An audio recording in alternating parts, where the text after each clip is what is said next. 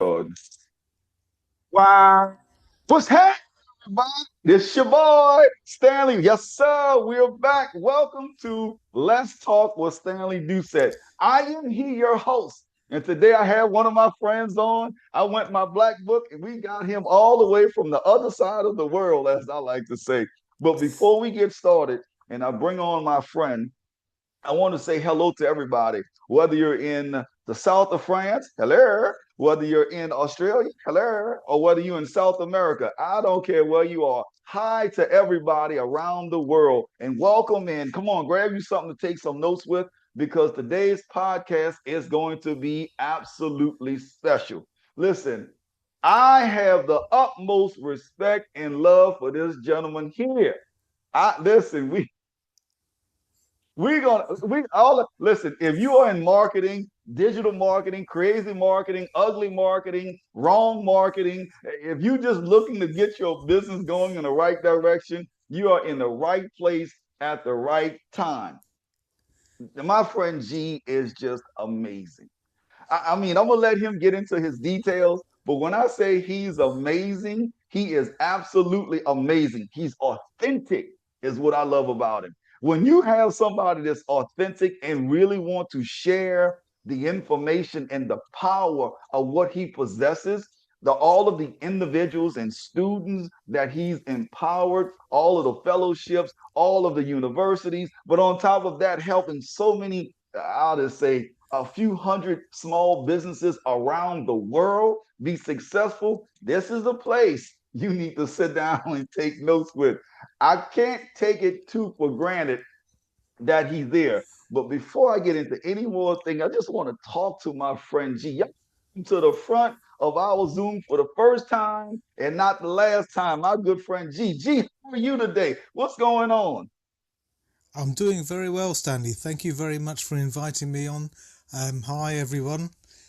Stanley says, my name is G, and I've been in marketing a long, long time. I've seen lots of fashions come and go, and what I'm going to try to do today is discuss a little bit about what's real and what's a flash in the pan, and some of the things that if you're a small business, some of the things you should be looking out for, and most importantly, some of the things you should ignore to actually grow your business to the next level.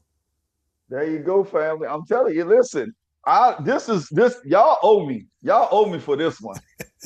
You owe me. Instead of having to go pay tens upon tens of thousands of dollars for marketing people that's doing you wrong, you have came to the right place at the right time. So, G, listen, we friends. What is you and I? We friends. But for some people that don't know you, give us a little background about who you are really. I mean, really. I know you don't like to talk about what you've done, and you very wise and you laid back, but talk to the people, let them know who you really are. Who am I? Who is any of us really, Stanley? Come on, we all wear a mask at some level, right? But That's right. as far as this conversation goes, I run a company called Kexino. We work with small businesses in the US and in Europe, and what we do is we combine strategy, marketing, and a thing called behavioral science. And Mm, the object of the exercise is to increase that small business's awareness, its reputation, its trust, and most importantly, its sales. Because at the end of the yes, day, sales is what it's all about, right? If there's no that's sales, absolutely correct. there's no business, right? Customer wise, we work primarily with B2B businesses, it's business to Hmm. business, generally up to about $25 million dollars in revenue. If we work with startups, it's usually ones which are externally funded. So that's either from private shareholders, private equity, venture capital, that sort of Yes. thing. 80% of our clients are based in the US, even though me personally, I'm based in northeastern France. But the France. team, Wait, wait, wait, yeah, wait, wait. They yeah, don't yeah, yeah, believe you're yeah. in France. So I'm not. I I'm in don't know how to France. speak French. Yeah. So how can we do something in French real quick? Just real quick for the family. Just something real quick. Uh, you could say Je m'appelle Stanley, which means my name is Stanley. Je Je m'appelle m'appelle Stanley. Stanley. There you go. There you Go go. ahead. I'm sorry. So we are a multilingual podcast all of a sudden.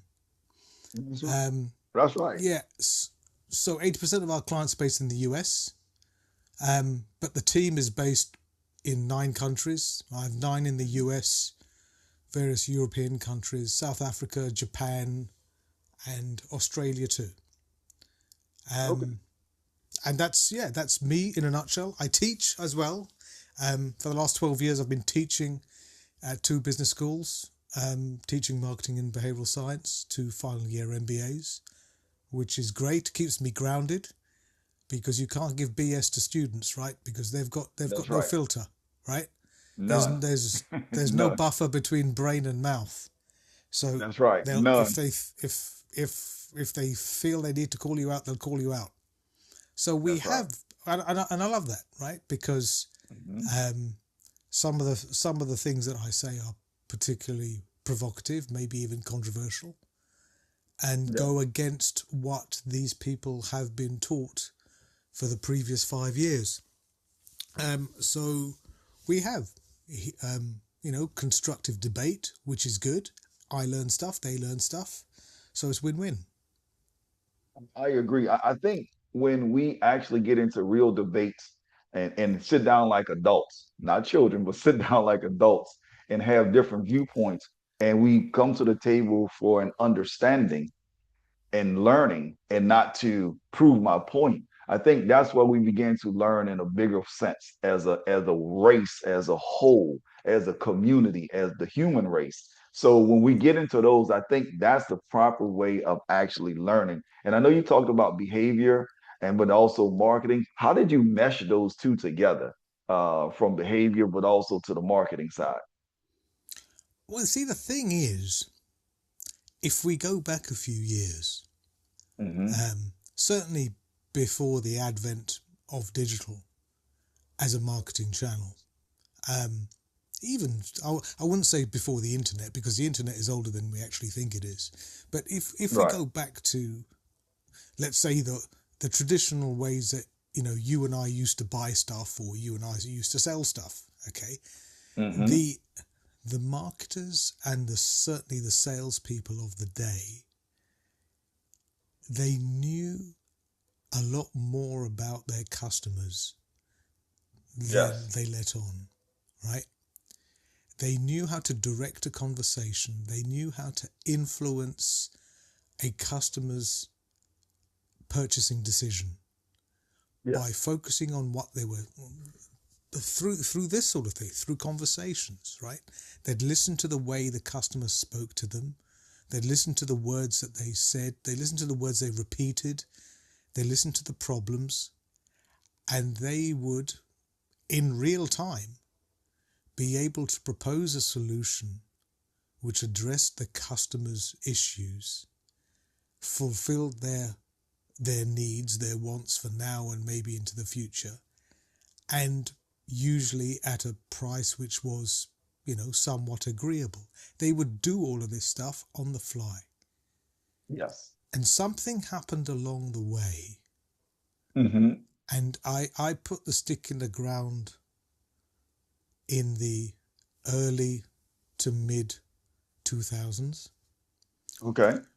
when it all went to crap. Yeah. Basically, it uh, we as salespeople, we as marketers stopped doing our jobs, and we started to rely upon technology to fill in the gaps. Now, while technology can fill in a lot of gaps and can actually, Hmm.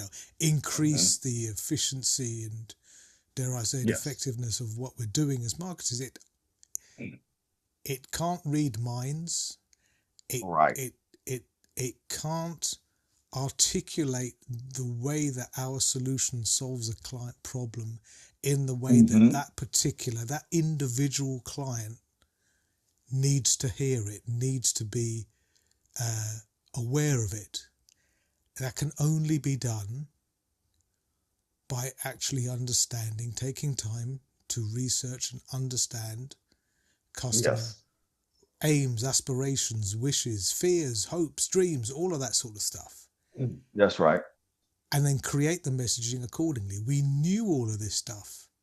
The Yes. marketing of its day, the advertising of its day, the sales techniques of their day were, if you take it like for like, they were more effective then than the stuff that we're doing today. Today, if we get a 0.01% open on an email, Yes. we're punching the air. We're high-fiving each other, right? But That's right. just think about that. We're talking about 1 in 100 people That's right. bothering to. I mean, that's spam level. That's like Nigerian prince stuff, right? I mean, Yeah. it's like, Uh-huh. and we're calling that a win. Yeah. So That's true. how come we are so crap at what our job is supposed to be when we didn't used to be that way? We used to be pretty darn good. And I think it goes to laziness. I think it goes to I'm laziness. I'm not sure it's laziness. It's a good case. I mean, it'd be hard to defend, Yeah. but I think technology Yes. has allowed marketers and salespeople, mainly marketers. I don't want to tar everybody with the same brush, but I think it's allowed marketers to get away with murder, to absolve themselves of the responsibility. They can say, hey, I use this piece of software, this platform, this technology, this whatever, and I put in the numbers and it churned through and it kicked out something, and I did what it said in the instruction manual, and off we went. So I did what it said in the instructions and it still didn't work. It can't be my fault, right? I did everything that it said it was to. So you can't get fired, right? While in the old days, if you went out on a limb with some really crazy out there creative idea, right? If you go back 30, 40, 50 years ago and say, you know what, for this insurance company, I'm going to have a talking gecko in the commercial, right? Can you imagine the meeting in the boardroom on that day, right? That's right. The rest of the room are going to tell you, are you on drugs? Are you mad? We're Yes. a top button done up insurance company. We can't go around talking geckos. It's just ridiculous, right? By going out on a limb, if you pardon the pun with geckos, right? But by going out on a limb and actually creating something that is resonant, relevant, and memorable, so that when I am looking for something to do with insurance, I think of the company with the gecko, right? Creating that durable memory structure in the buyer's brain is our job. Now you're not going to find that in any technology platform, right? That's right. It's not going to get that back from any AI prompt. Ain't going to happen. Not at all. Right. Not at all. But it's memorable, and it invokes an emotion so that when you are in the presence to buy whatever I'm selling, you think of me, as well as the other players in the category. But at least I'm in that shortlist, because if I don't make that shortlist at that time, the chances of you buying from me are pretty much non-existent. I agree. Let me ask you this question. As you're saying that, I don't know, this keeps popping in my head. Let me ask you this question. Creating value. I think a lot of times we're missing that as well on the marketing side of just creating value. Now, like you say, we're just trying to put something in a computer and they give us something that's like, oh, here you go. But there's no value created. There's no feeling. There's no emotion. There's no nothing. It's just Put it out. Here you go. And I wish you the best of luck.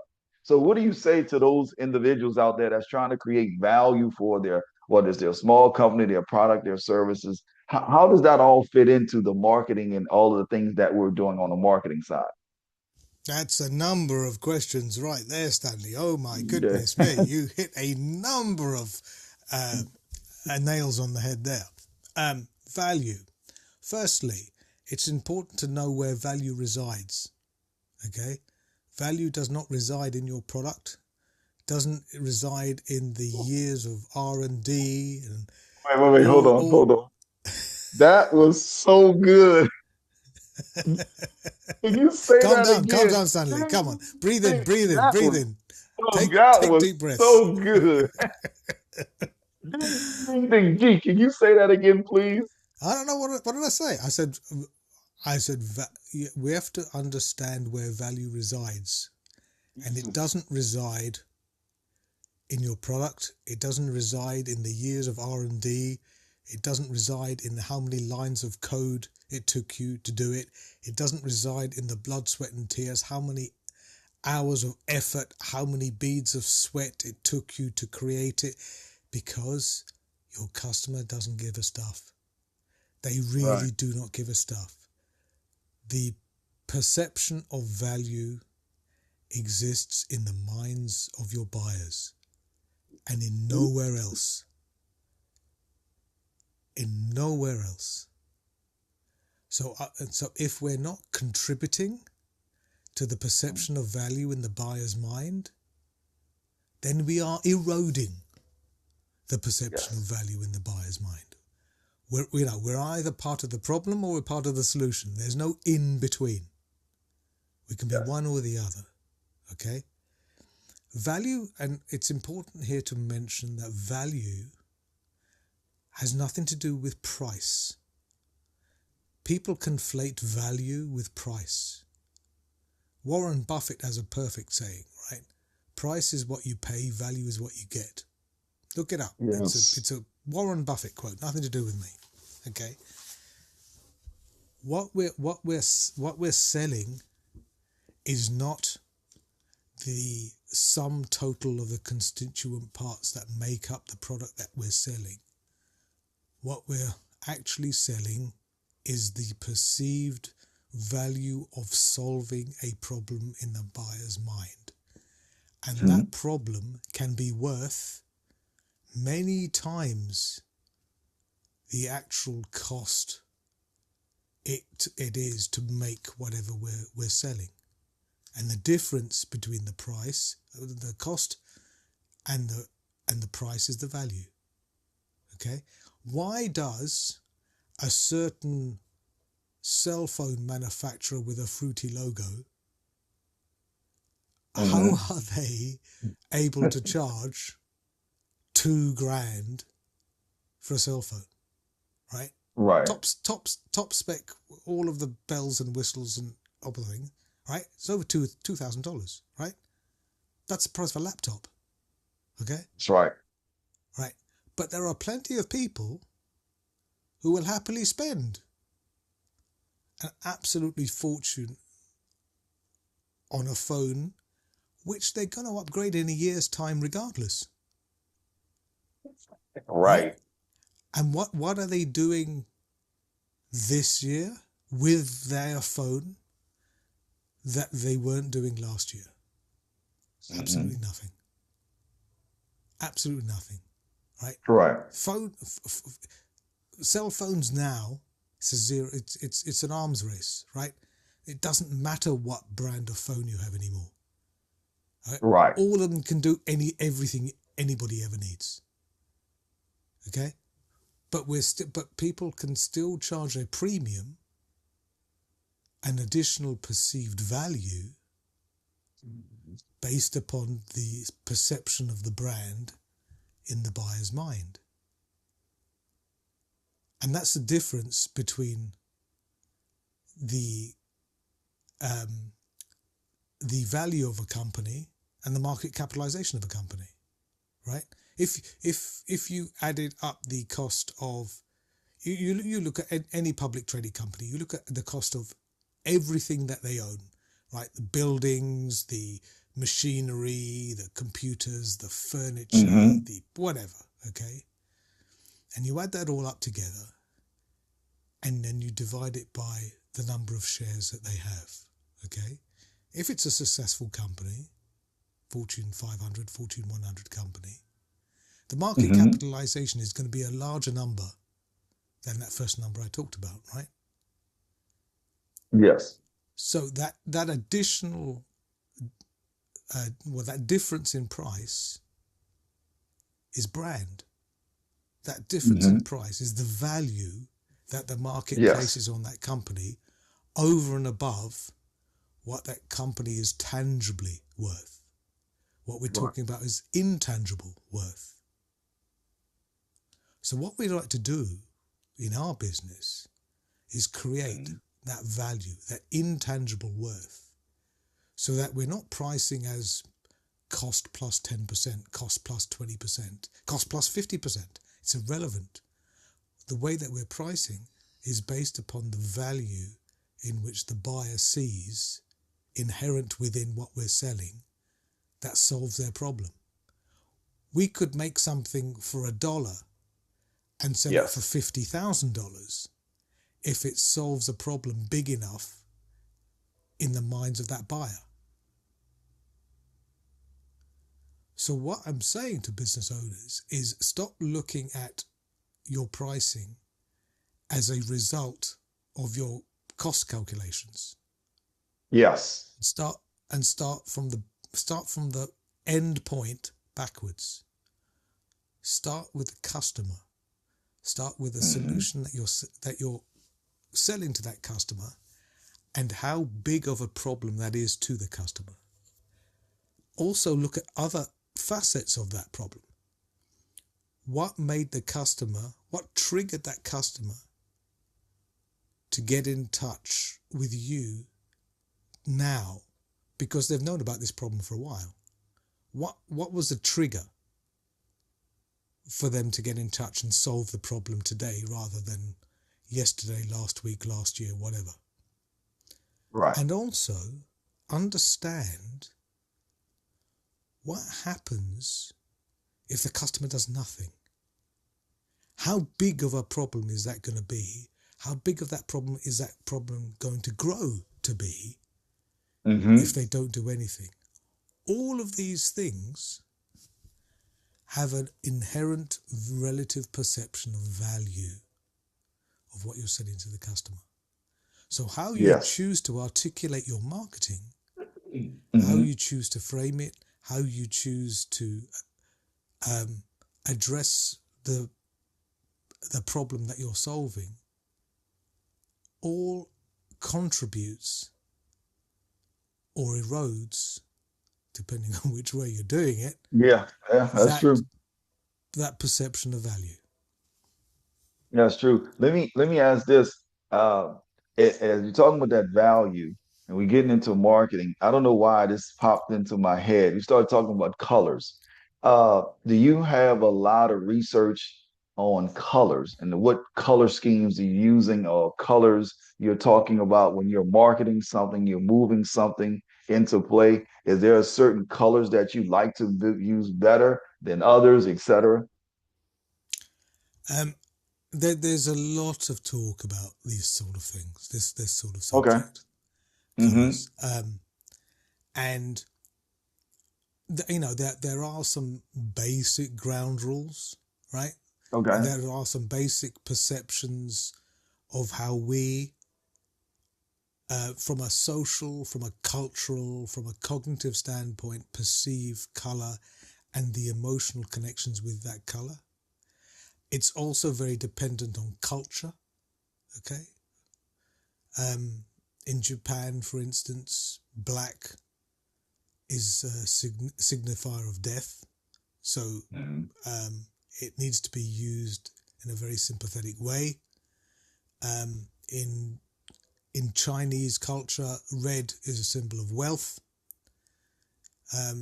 Again, so it needs to be used judiciously.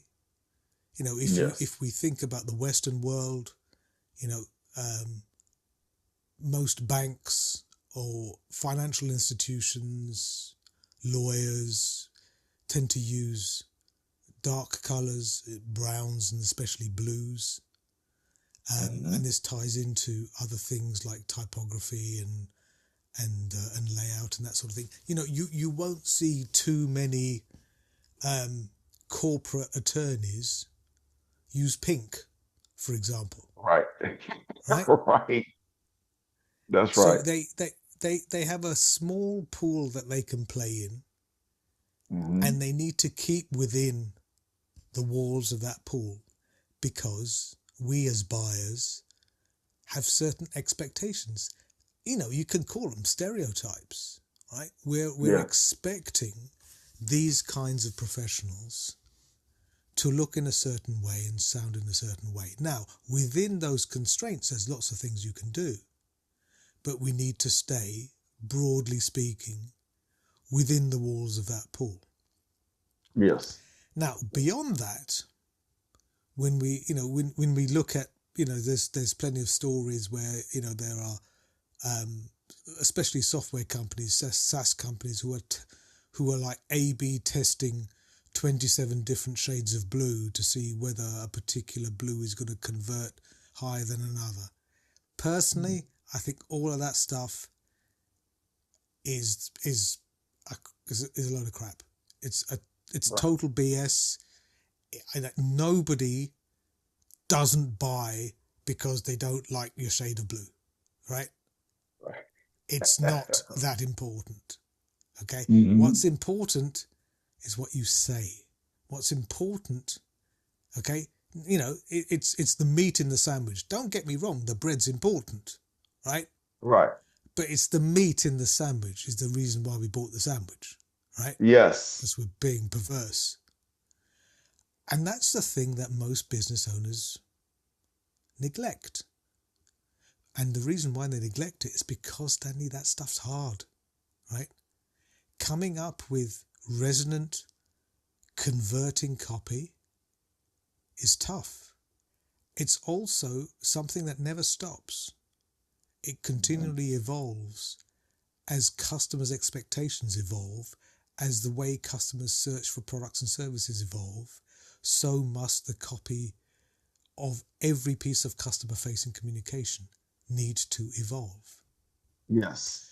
But by saying we are this, our product does that, and these are the main things that we're benchmarking against, right? From a strategic point of view, by saying we are this, it's implying we are not that. Right? Yes. And for many business owners, senior managers, especially founder owners, right? They don't want to say no to anything, right? So that's why they don't want to do the strategy stuff, because it means we need to put a stick in the ground and say we are this, which means we are not that. Right. And they don't want to say we're not that. They want to think they think that by being all things to all people, they're increasing their possible audience. But what they're doing is they're diluting themselves. They're diluting their message. They're diluting their positioning within that marketplace, because we can't pigeonhole them, right? As consumers, we want to pigeonhole companies. We want to think that this company does this and this company does that, and that's it. They can't go into other areas. We need to be able to make some sort of sense out of things. So if we come across a company that says, "Oh, well, we do this and this and this and this and the whole list of things," and it doesn't fit into a nice little pigeonhole, we can't put it into a nice little box. Right. It creates confusion, because we can't form a frame, a clear comparison of what we're looking at against the particular category leader in that product category.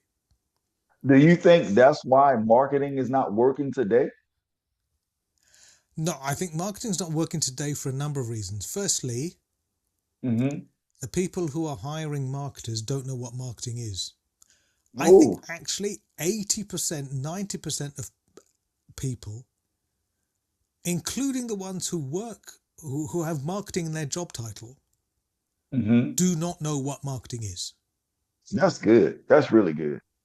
Well, it's controversial. It's easy to say these things, but I need to back it up, right? I know and you the can back it up, G. and the reason I say this is because people are conflating marketing with promotion. Okay, Yes. so ads, social media, videos, blog posts, um, podcasts, all of these things, are tactics. All of these things are Hmm. promotional endpoints that are formed as a result of marketing strategy.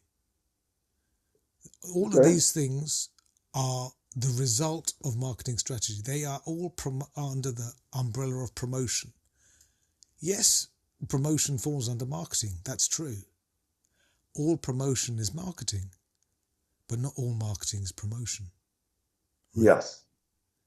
There's customer research, there's the product development, there's the pricing, we talked about it earlier, there's the distribution, there's 101 other things that we need to think about. Segmentation, targeting, objective, quant, tons of stuff we can go into, but there's no point at this Right. point. But we need to get all of that basic homework done up front before Hmm. we get to the tactical execution. Because unless we've done our homework properly, all we're doing is we're praying and spraying, right? We're waving a wet finger in the air and hoping, which is Yeah. basically wasting our boss's money, right? Hmm. So many times I speak with business owners, they say, oh yeah, what I want is, I want this, and I want this, and I want this, and I want this. And it's like, why do you think you want these things? And they don't know.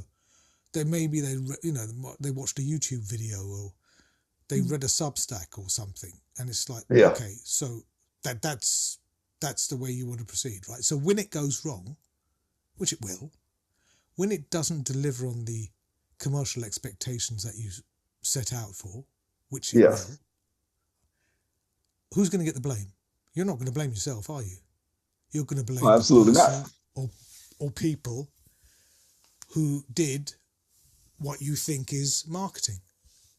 Right. But the thing is, they've done no customer research, they've done no industry research, they've done no SWOT, they've no analysed your competition. They've not seen whether your industry as a whole is growing or shrinking, right? If you're in an industry which is shrinking, how are you going to buck the trend and grow market share when all of your competitors are shrinking? What are you going to do that's going to be so revolutionary? You don't know. So if you don't Hmm. know, what's the point of putting out a TikTok video? It's not going to change anything, is it? Right? It's Right. ridiculous. That's right. Absolutely ridiculous. So unless you know what you're doing, there's absolutely no point. Hmm. Absolutely no point. You need to have the ingredients to hand before you make the recipe. I mean, can you imagine trying to make a cake or a nice dish for dinner, and you don't have half the ingredients? You don't even know what those ingredients are going to be, but you've already Right. preheated the oven, right? You've got a saucepan on the stove. You're warming up some oil in a frying pan. You don't know what's going to happen next because you haven't done you don't know any of this Right. stuff. So going straight into tactical execution before you've actually known what financial objective that you're looking for this marketing plan to deliver upon, and how we're going to measure it, and what a good measure looks like, what success looks like, how we do, we're flying blind. We haven't got a clue. So it's no wonder my marketing's going to fail, because we don't know what we don't know.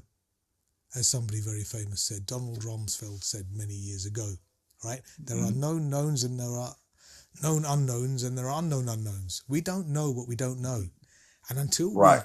actually can minimize those those known unknowns, there's absolutely no point in wasting money and throwing our hard-earned cash at Meta or Google or TikTok or whomever else, right? Hmm. For instance, I had a conversation with a business owner yesterday, and she wanted Hmm. to run some pay-per-click ads.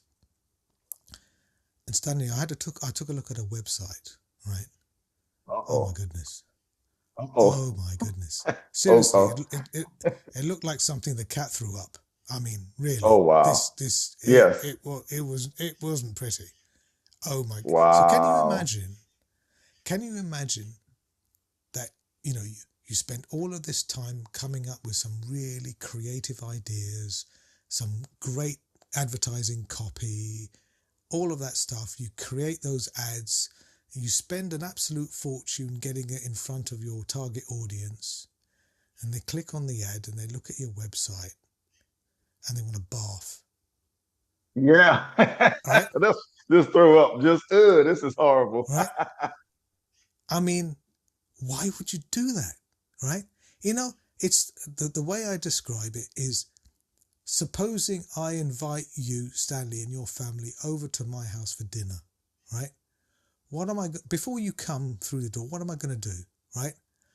I'm going to push the vacuum cleaner around the place, going to make sure the sink's empty, dishes are washed, right? I'm going to do some Right. dustings. I'm going to fluff up the cushions, pillows, right? Maybe put a scented candle up in the corner, right?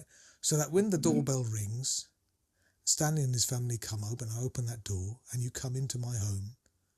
You get the best possible impression of me and my home that I could possibly give you, right? Right. If it smells like last week's fish supper, right? Or like a dog has relieved himself in the corner or something, it's not really appetizing. No matter how good the food's going to be, you've already made a decision, haven't you? I don't know if we're gonna eat the food there. Right.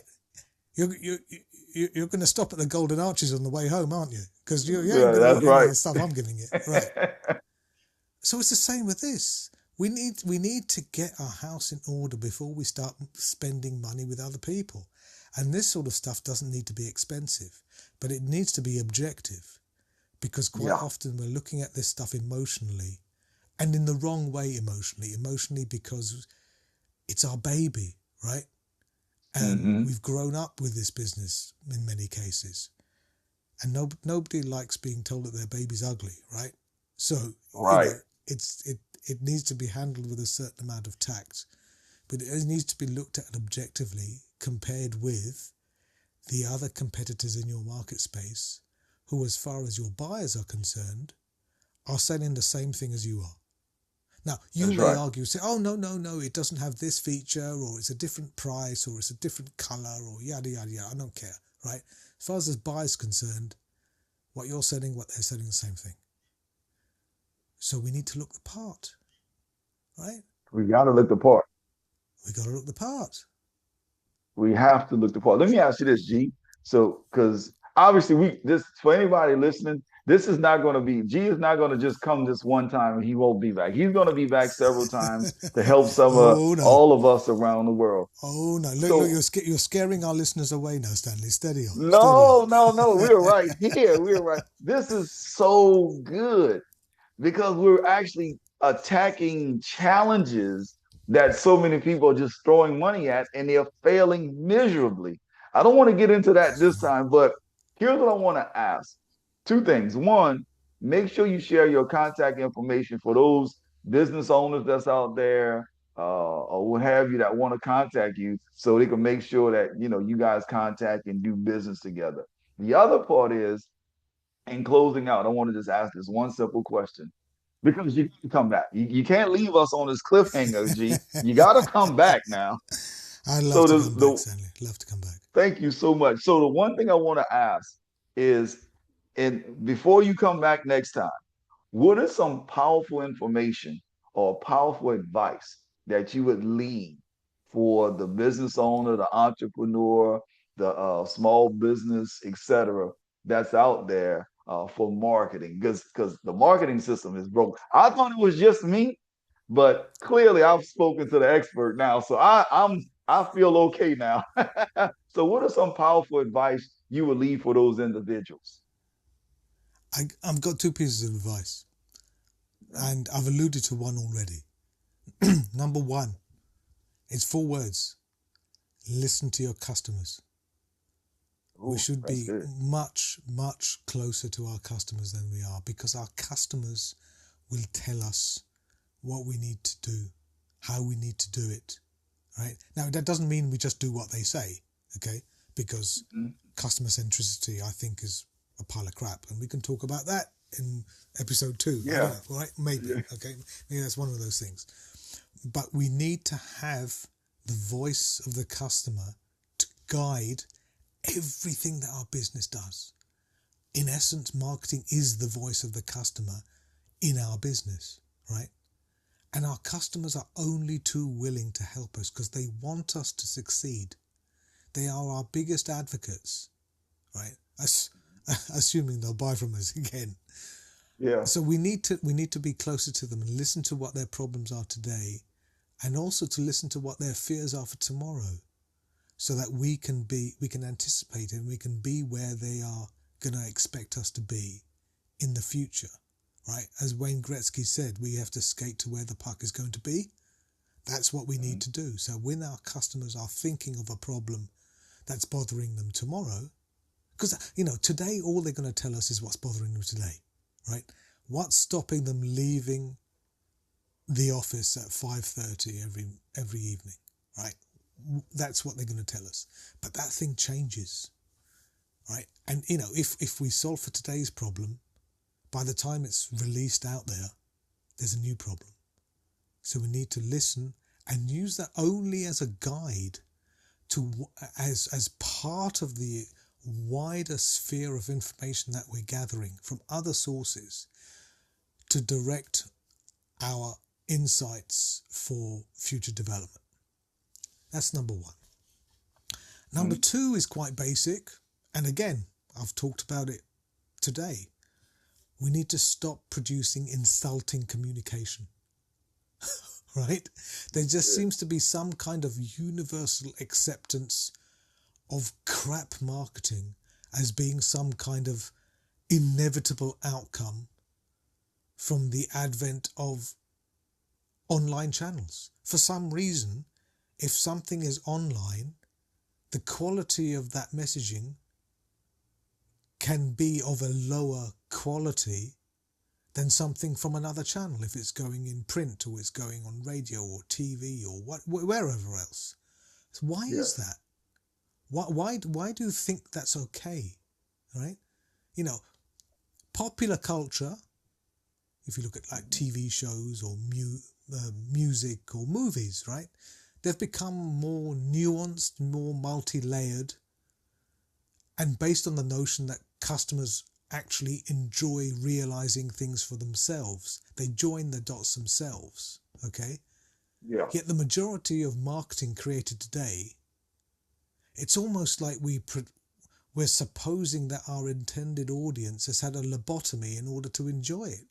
It's like, why? There is zero excuse for this nonsense other than marketers not doing their jobs or not knowing how to do their jobs.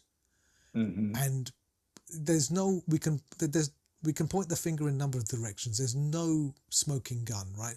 We can't blame this all on social media, for example, right? But the logic that people would stop scrolling because they read some boring text and saw a badly made AI image is just patently ludicrous. Mm-hmm. So we just need to up our game. And the reason we can do that is probably because we are not marketers. Okay, we are business owners. And we should give that to somebody who's experienced and educated in the field of which they practice. Okay, if I go to my doctor and I say, look, doctor, I've got a pain in my heart area. I think I've got angina. Can you prescribe me some medication? What's the doctor going to say? He's going to say, who's the MD in the room? Is it me or is it you? Right? Because it certainly ain't you. Right? That's the right. Doctor's the expert.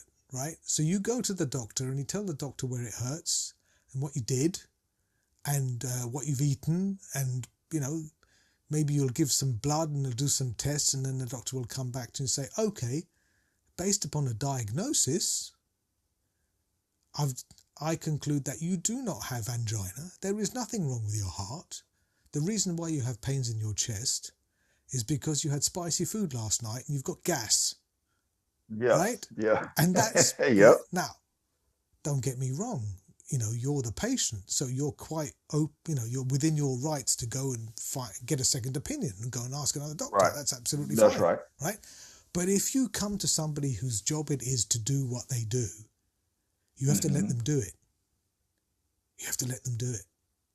Have to. And for some business owners, that's very difficult to do because it's, you know, the ugly baby thing that I talked about earlier on. Yeah. Some people Yeah. find it very difficult to let go. But the thing is, change is inevitable. They need to change because from a business perspective, what got them here won't get them there, Right. right? That's right. There needs to be a change in strategy, a change in methodology, in process, in whatever, to move that business to the next level. And that's hard to accept, hard to acknowledge. But Yeah. it comes Yeah. down to finding the right provider that you can trust and work with from a longer term perspective. I agree. I absolutely agree. I call it. It's very simple for me. Just saying, stay in your lane. Just stay in Yeah, your lane. Just absolutely. listen. Couldn't agree You the more. owner, but you have absolutely no idea what to do with marketing. So hire G and let him do your marketing, and we are good. So, G, I can't thank you enough for hopping on with us today. Thank you, thank you, thank you. But you have to do one thing. It's the first time being on, so you have to do one thing for all of the Oh Let's dear. Talk with Stanley Doucette. You have one thing, one thing. It's nothing hard. It's nothing difficult. None of that. As a matter of fact, you don't even have to speak a word. But as you heard me introduce myself today and our Let's Talk verbiage, if you will, you have to follow me and say hello to everybody in the Let's Talk language. Okay, you ready? Okay. It's very simple. I'm gonna do it, and then you follow behind me. Okay. And then I'll repeat. Okay. All right. Here we go. One. What was it? Is that one? One? No. One. Sorry, you're breaking up. I'm not making this up. The image is frozen. Sorry, I'm, I'm not trying to back out of this. Seriously, the image is frozen. Can you can you see me now? Can you hear me Yeah. now? No, you're back again now. So go on. What was it? Oh, One? yeah. We'll just say one. That's it. One. Yeah. Okay. Great, great job, G. Great job. Great job. That's one of those things we like to do just to have some fun as we leaving out. This is your first time, but absolutely it's not going to be your last time. So before we go, what's your contact information for anybody that want to contact you? Best way to find me is on LinkedIn. To be honest, Stanley, that's where I spend most of my time. Would you believe Okay. there's only one G Ranasina on LinkedIn? Can you imagine that? Wow, what are the odds, right? What are the odds? I can't believe that. What are the So odds? y'all Yeah. go to LinkedIn and y'all look up G. Make sure y'all contact G to help y'all with y'all marketing needs. We're going to come back with G. We're going to have a lot more conversations with G because I think this is important. I've been screaming from the top of my lungs. You know, it's good to have AI and all of the other real cute things, but sometimes you have to get into those trenches and actually talk to human beings. A computer is Absolutely. not a human being. So you have to, Right. some days, you got to get into those trenches and talk to them. So, G, we're going to be coming back with you. We're going to connect. We're going to do some more. We're going to have a lot of fun and we're going to continue to empower people from around the world. So, that being said, listen, family, I will see you guys next week, not next week on Let's Talk with Stanley Doucette. We're going to have a lot of fun. G and I is going to travel somewhere around the world. I wish y'all could come with us, Sounds but good. let's get the marketing together and then y'all will be able to come. All right. So that being said, I love each and every one of you, and I'll see you guys on the beaches of the world. God bless, and y'all have a great day. We out. Peace.